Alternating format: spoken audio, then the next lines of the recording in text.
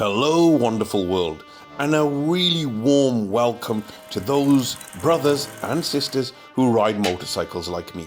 So today's video, what is it? Well, from the pictures of all the motorbikes you might have gathered, it's a motorcycle review. And the motorcycle in question, the Yamaha Sniper 155cc in power, and it's a kind of hybrid motorcycle scooter. But before I talk about this bike, let's put on a little show. A kind of photo shoot, for want of a better description, trying to appreciate its lines, its very futuristic look. Well, let's see. Design and looks mean nothing if it doesn't perform. So I'll be going through the pros and cons, the pluses and minuses of this bike, and if there are any owner problems reported, I will share those also. At the very end, I'll give you a spec sheet of all the nitty-gritty that this bike offers, because some, like me, do like that kind of information to digest whether this bike is a contender. On the highway, it's pretty good. I got it up to about 97. I am quite heavy and I'm lugging 2 heavy bags. However, the best way to test this is terrains where you need a nimble bike. You need something powerful to go up steep inclines and such like. And I've done that with this bike. So hopefully the review will be more than the average review where one rides on highways or normal roads. I've ridden on roads which have really put this bike to its test. And well, I'll let you decide whether it passes or fails. So folks, this is one of the toughest inclines I can find around the place that I'm staying at, which is a place called Buang. And last time it was a tough run with a Suzuki Bergman. This time we're on a Honda Sniper, and we'll see if it can go up in second gear. It's holding its own, but maybe not. And first, yes it can. Second, maybe not.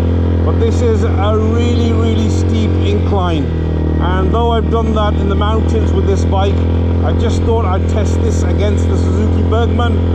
This is much faster, more powerful. You feel the power. It's only 155cc, but you feel it can do anything that a big bike can do, just a lot slower. And the incline just seems to be going up and up and up. You think it's steep, and then it gets a little more steeper, and then a little more steeper still. We'll see if we can do this in second gear. I think probably not. Maybe. Get a little run up. But these scooters just prove a point that sometimes if you want to get from A to B and you need a 2-wheel steed, then a scooter is probably a better option than a motorbike. If you want fun, then some of the automatic scooters, which this one isn't, is also a great deal of fun.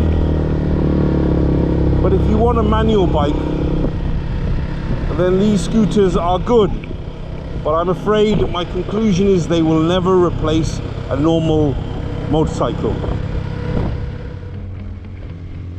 So the first positive I'm going to share, which I think the incline and the speed I'm going at proves, is this is a very strong bike on a 155cc engine. It's got the power, it's got the acceleration, and it also looks the part. For a very small scooter, I'm really impressed with the power output that this offers. Second plus point is its handling. Look, these bends are pretty tough, yet this goes through them like a hot knife to butter. Like I said before, even though it's a 155cc, I didn't feel that it was underpowered in any way for a hybrid scooter motorcycle.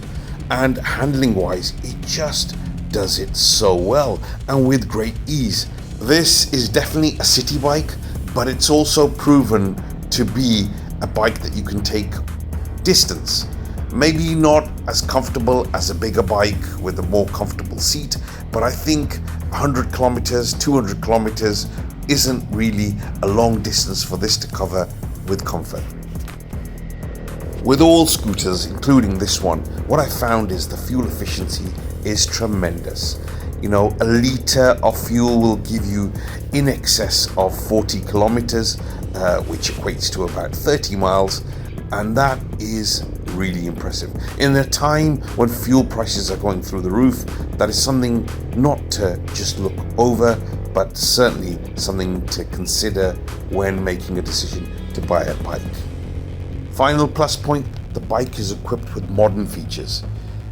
LED lights, digital display, disc brakes. Basically, it offers good safety and good comfort. To be fair in this review, I have to offer the negatives, and there's a couple. Well, actually there's three that I want to highlight to you guys. The first one is the seat.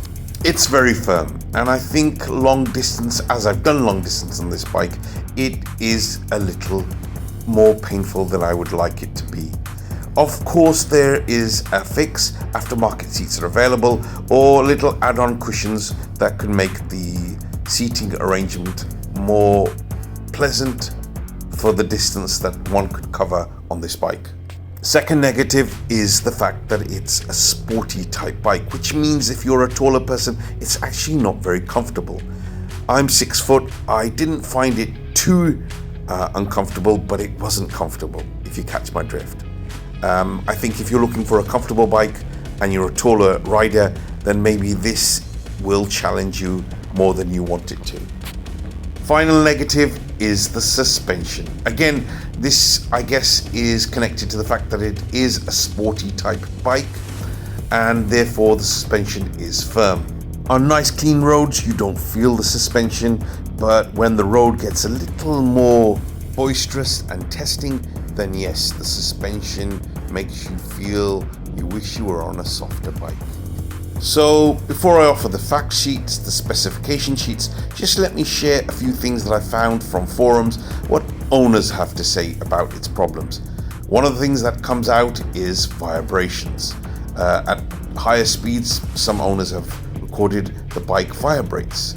Second is electrical issues, but I find that most bikes, if not all, have some kind of electrical issues down the line. This is just part and parcel of riding bikes, so it's not just specific to this bike. Last issue reported by owners is engine noise, or rather a weird engine noise. Now, to be honest, I've seen this with other bikes. This bike that I'm riding has no issue with engine noise, but sometimes people forget that these small bikes should not be pushed too hard, and when they do and the engine suffers as a result, then often you do find noises from the engine that aren't so pleasant to the ears. And now, as promised, time for the spec sheets. So whilst you're reading these, there's only one thing left for me to do, and that is to say goodbye. Take care everyone, thank you for watching, and for those on two wheels, please, please, please ride carefully. God bless you all. Until next time, take care.